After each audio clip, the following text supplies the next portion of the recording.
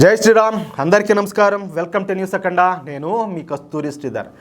జనసేనాని పవన్ కళ్యాణ్ జాతీయ రాజకీయం మొత్తానికైతే సూపర్ డూపర్ హిట్ అయిపోయింది. జనసేన అధినేత పవన్ కళ్యాణ్ తన పొలిటికల్ హిస్టరీలో తొలిసారి తెలుగు రాష్ట్రాలు దాటి జాతీయ స్థాయిలో ప్రచారం చేసినారు. తెలుసు కదా మీకు అందరికి కూడా. ఆయన బీజేపీ కోసం మహారాష్ట్రలో చేసినటువంటి ప్రచారం సూపర్ డూపర్ హిట్ అయిపోయింది. ఏది ఆయన సినిమాలు సూపర్ డూపర్ హిట్ అయితే చూడు, అదే మాదిరిగానే దీంతో జనసేనాని ఇమేజ్ నేషనల్ వైడ్గా మారిపోయింది. ఆయన ఇప్పుడు బీజేపీ అత్యంత సన్నిహిత మిత్రుడిగానే కాదు, హిందుత్వ భావజాలాన్ని ప్రజల్లోకి తీసుకువెళ్ళగలిగే ప్రజాకర్షణ ఉన్న నేతగా కూడా చూస్తుంది. అర్థమైంది మీకు? పవన్ కళ్యాణ్ గారు మహారాష్ట్ర ఎన్నికల్లో 2 రోజుల పాటు ప్రచారం అయితే చేశారు. ఆయన ప్రసంగాలు సైతం వాడి వేడిగా సాగినాయి. తెలుసు కదా పవన్ కళ్యాణ్ గారి స్పీచ్ ఎట్టుంటుందా, అట్టే గజ్జ గజ్జ గజ్జ గజ్జ మామూలుగా ఉండదు, ఉడికిపోతుంది. అట్టే ఇసుక వేస్తే రాలనంతగా ఈ జనాలు పవన్ కళ్యాణ్ గారి సభలకైతే తరలివచ్చారు.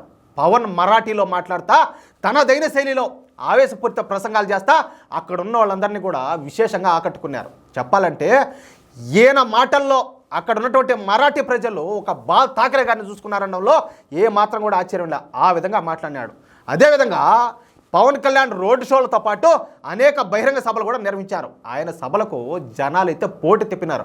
అంతా కూడా ఈ పవన్ మాని అయితే కొనసాగింది. అదేవిధంగా పవన్ కళ్యాణ్ యొక్క పంచ్ డైలాగులో మామూలుగా అయితే కాదు, ప్రత్యర్థుల మీద చేసినటువంటి హాట్ కామెంట్స్ ఓటర్లను అయితే ఉర్రతలుగిచ్చినాయి. పవన్ కళ్యాణ్ బీజేపీ కూటమి అధికారంలోకి రావాల్సినటువంటి ఆవశ్యకతను ఒకవైపు చెబుతూనే కాంగ్రెస్ పార్టీను ఆ కూటమిని పెద్ద ఎత్తున మామూలు కాదు తన మాటల తూటాలతో ఊచకోత కోసారనడంలో ఏ మాత్రం కూడా సందేహంలా. దీంతో పవన్ కళ్యాణ్ ఎన్నికల ప్రచారం నిర్వహించినటువంటి అన్ని చోట్ల కూడా బీజేపీ అభ్యర్థులు విజయ దుందుపై మోగించడమే కాకుండా భారీ మెజార్టీలు అయితే సాధించారు.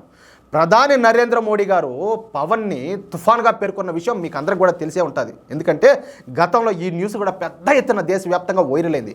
పైగా నరేంద్ర మోడీ గారు అంటే పవన్ కళ్యాణ్కు చాలా ఇష్టం.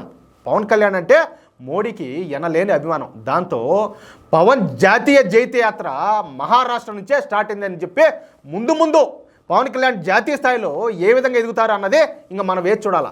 అర్థమవుతుంది మీకు? అది మ్యాటర్. మొత్తానికే పవన్ కళ్యాణ్ హిస్టరీలో ఇదొక మరొక మైలు రాయని చెప్పుకోవడంలో ఎంత మాత్రం కూడా ఆశ్చర్యం లేదు. ఇది ఒక తెలుగువాడిగా పవన్ సాధించినటువంటి విజయంగా మనం కూడా భావించవచ్చు. చెప్పాలంటే ఇది మనందరికి కూడా గర్వకారణమే. అది మీకు ఈ న్యూస్ నచ్చితే, అదేవిధంగా నువ్వు చెప్పింది కరెక్టే అని చెప్పి మీరు భావిస్తే ఖచ్చితంగా ఈ న్యూస్ను తప్పకుండా ప్రతి ఒక్కరు కూడా షేర్ చేసే ప్రయత్నం చేయండి. అలాగే ప్రతి ఒక్కరు కూడా దయచేసి మీ యొక్క అమూల్యమైన అభిప్రాయాలను కామెంట్ రూపంలో తెలియజేయండి. జై శ్రీరామ్.